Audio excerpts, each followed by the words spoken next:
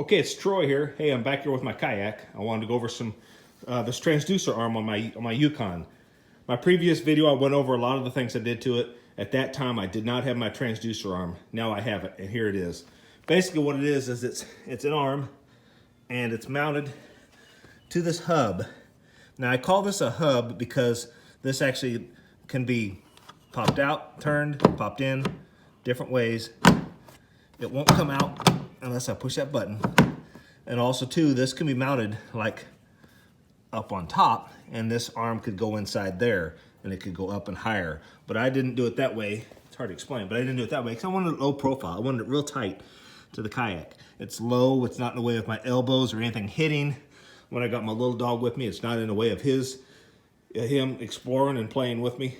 And also too, it's back here where it's away from my kayak paddle when I'm oaring. And the other thing I like about it being close to where I sit is if I want to be able to remove it, let's say I'm fishing and I got to paddle a long ways and I'm not going to be fishing for a while I'm paddling, I can remove it to eliminate the extra resistance, obviously, and then just lay it behind me. And that's how I'll do that when I transport it too. But before I show any of that, basically this arm is adjustable, the angle, and like I said, it rotates and it can be mounted different ways.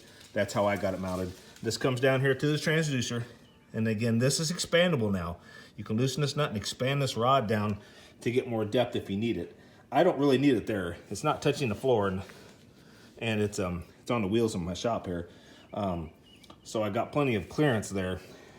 And it's when I'm in the kayaks in the water, it will be underwater. And that's all I want. I just don't want it under the water surface so I get a good true depth reading.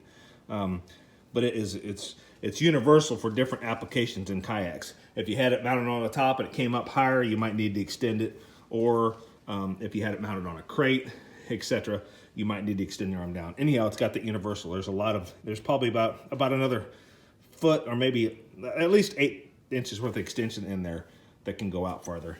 So basically, it's going to be hard to do by myself, but because I'm videoing this by myself. But I would push that button and I would pop this out.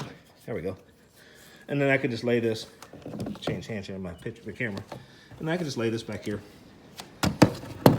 for transport, and it's all done out of the way. I get to where I want to go fishing, I want to pop it in and come back here, do this here, get it there, line it up. It's a little hard here with one hand, but there we go. Right there, it's in. Now I still got my flotation. I don't need that. That's off my transducer when it floats. I can cut that off. I will eventually. I just wanted to, till I know everything works, I wanted to leave it on. That way I can always go back to the floating transducer if I needed to. Because I haven't used this yet. I just mounted it up. So anyhow, that's how it's going. Real windy outside. Not a good day to be on the lake. I needed this day to get my bass boat ready also. But I wanted to get that done. And I got to put some more non-slip stuff up in the front for my little dog, Winston. He's wanting to get way up in the very front. So I put the non-slip to there, and now I got to do it up there. He wants to get all the way to the very tip and play, so I want to do that for him, but I wanted to get this done and get a video to you and show you that.